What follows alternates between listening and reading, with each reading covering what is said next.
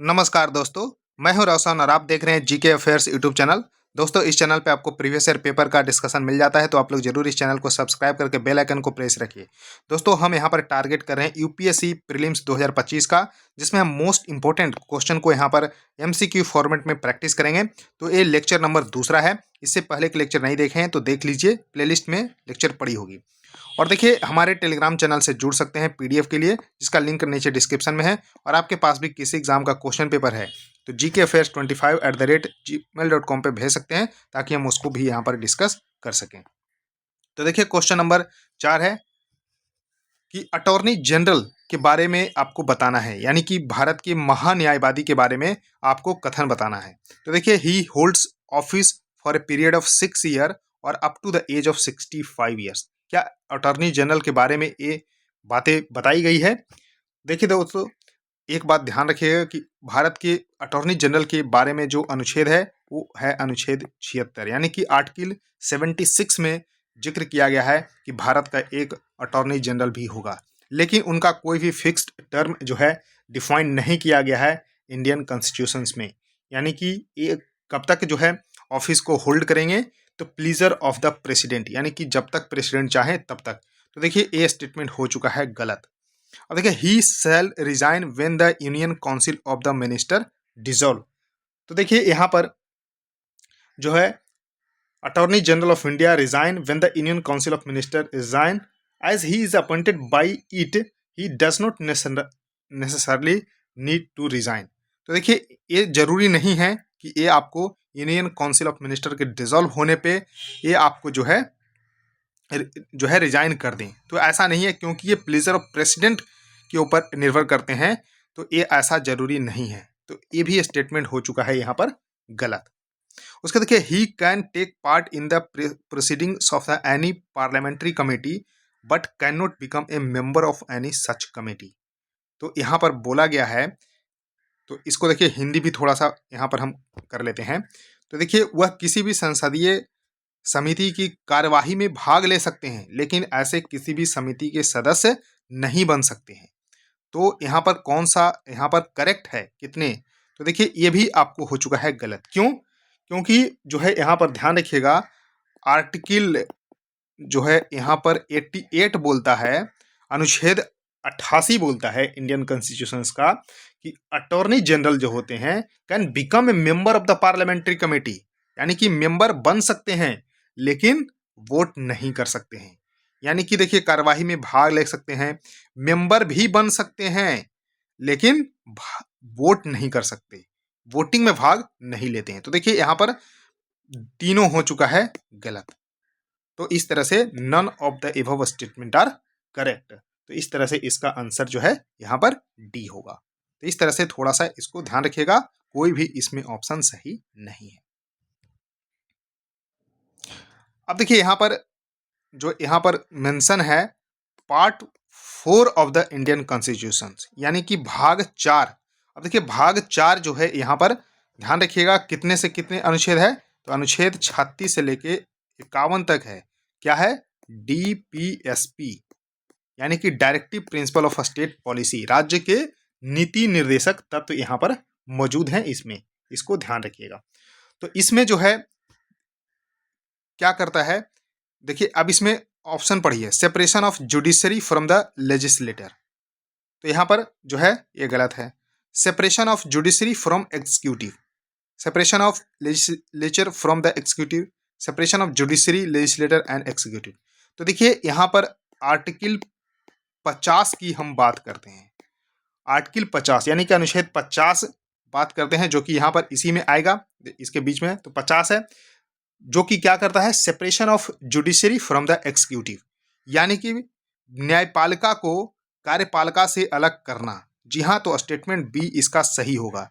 तो separation of judiciary from executive. तो अनुच्छेद 50 के बारे में आपको पता होना चाहिए कि क्या मेंशन है अनुच्छेद 50 में, कि separation of judiciary from the executive, यानी कि कार्यपालिका से न्यायपालिका को अलग करने का यहाँ पर जिक्र किया गया है। तो ये ऑप्शन भी यहाँ पर गलत है, कि यहाँ पर तीनों को अलग नहीं करना, जबकि separation of judiciary from executive. तो इस तरह से ध्यान रखिएगा। अब देखिए, क्वेश्चन है कि consider the following statement, statement first यहाँ पर क्या है कि if a minister does not agree with any decision of the cabinet he or she must either accept the decision or resign. तो देखिए यहाँ पर आप जो है यहाँ पर काउंसिल ऑफ मिनिस्टर्स हैं और यहाँ की यानी कि आप कैबिनेट के पार्ट हैं और कैबिनेट का जो डिसीजन है उसी को एग्री नहीं कर रहे हैं, तो आपको यहाँ पर रहने का कोई मतलब है नहीं उस जो है दल में।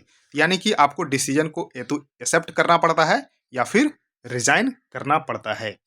तो एक टर्म है यहाँ पर जो है प्रिंसिपल ऑफ कलेक्टिव रिस्पॉन्सिबिलिटी, यानी कि all minister are bound by the decision of the cabinet, यानी कि सभी मिनिस्टर जो है कैबिनेट के डिसीजन को मानना ही पड़ेगा। और मिनिस्टर डिसएग्री यानी कि डिसीजन को नहीं मानते हैं तो या तो डिसीजन को एक्सेप्ट करें पब्लिकली और रिजाइन फ्रॉम देयर पोजीशन। तो इस तरह से ध्यान रखिएगा कि unified front and maintain accountability to the legislator. तो देखिए यहाँ पर स्टेटमेंट जो है यहाँ पर एक सही है, तो इस तरह से ध्यान रखिएगा। उसके बाद देखिए स्टेटमेंट 2 को पढ़िए। अब देखिए कलेक्टिव रिस्पॉन्सिबिलिटी के बारे में आपको मैंने बताया था कि collective responsibility of the council of minister is based on the principle of the solidarity of the cabinet. तो जी हाँ, ये भी स्टेटमेंट बिल्कुल सही है। और देखिए कलेक्टिव रिस्पॉन्सिबिलिटी के अंतर्गत ही ऑप्शन यानी कि स्टेटमेंट 1 है, तो यहाँ पर ये भी सही हो गया। यानी कि both statement 1 and 2 are correct and statement 2 is the correct explanation for the statement 1, यानी कि एक का एक्सप्लेनेशन ही है दूसरा स्टेटमेंट। तो ऑप्शन ए इसका सही हो जाएगा, इसको जरूर ध्यान रखिएगा। देखिए इसका हिंदी भी यहाँ पर थोड़ा सा देख लीजिए कि कोई मंत्री कैबिनेट के किसी निर्णय में सहमत नहीं है तो या तो उसे निर्णय स्वीकार करना चाहिए या फिर इस्तीफा दे देना चाहिए। मंत्रिपरिषद की सामूहिक जिम्मेदारी कैबिनेट की एकजुटता के सिद्धांत पर आधारित है। तो यहाँ पर ऑप्शन ए सही है। अब देखिए क्वेश्चन है कि the centre recently signed a deal to acquire 5 lithium brine block, यानी कि जो यहाँ पर केंद्र सरकार है 5 लिथियम ब्राइन ब्लॉक का अधिग्रहण जो है करने के लिए जो है यहाँ पर अर्जेंटीना से समझौता किया है, यानी कि अन्वेषण और विकास के लिए। तो किस लिए? तो डेवलप यानी कि एक्सप्लोरेशन एंड डेवलपमेंट के लिए। तो इस तरह से ध्यान रखिएगा। तो देखिए लिथियम ट्रायंगल का एक पार्ट है अर्जेंटीना, तो इस तरह से ध्यान रखिएगा कि हमने लिथियम को यहाँ पर ब्राइन ब्लॉक जो है 5 के लिए समझौता किया अर्जेंटीना से, किस लिए? एक्सप्लोरेशन एंड डेवलपमेंट के लिए, यानी कि यहाँ पर ध्यान रखिएगा किसके लिए? तो अन्वेषण और विकास के लिए। तो लिथियम ट्रायंगल का पार्ट है अर्जेंटीना। तो कहा जा रहा है कि क्वेश्चन में कि which other countries form the lithium triangle. तो सिंपल सा क्वेश्चन है कि लिथियम ट्रायंगल के अदर 2 कंट्रीज क्या है। तो अब देखिए क्वेश्चन से थोड़ा सा यहाँ पर ध्यान रखिएगा कि ये भी क्वेश्चन पूछा जा सकता है कि लिथियम के अन्वेषण और विकास के लिए 5 लिथियम ब्राइन ब्लॉक का अधिग्रहण करने के लिए केंद्र सरकार ने किसके साथ समझौता किया है? तो अर्जेंटीना के साथ। अब देखिए यहाँ पर एक जो है यहाँ पर फोटो देखिए। तो देखिए लिथियम ट्रायंगल का जो पार्ट है वो आपको ध्यान रखिएगा चिली, बोलिविया और अर्जेंटीना। यहाँ पर आपको चिली नजर आ रहा है, बोलिविया और अर्जेंटीना। तो अर्जेंटीना तो 2 ऑप्शन क्या है? बोलिविया और चिली, यानी कि इसको ध्यान रखिएगा ए बी सी। तो एबीसी ट्रायंगल ध्यान रखिए अर्जेंटीना, बोलिविया और चिली। इस तरह से इसका निमोनिक्स के रूप में याद रख सकते हैं। तो देखिए यहाँ पर ऑप्शन क्या है? तो ऑप्शन में यहाँ पर क्या है? तो बोलिविया और चिली इसका सही उत्तर हो जाएगा। तो इस तरह से थोड़ा सा ध्यान रखिएगा कि बोलिविया और चिली इसका सही उत्तर हो जाएगा। तो इस तरह से ध्यान रखिएगा बोलिविया और चिली इसका सी इसका सही उत्तर हो जाएगा। तो इस तरह से इसको जरूर ध्यान रख लीजिएगा।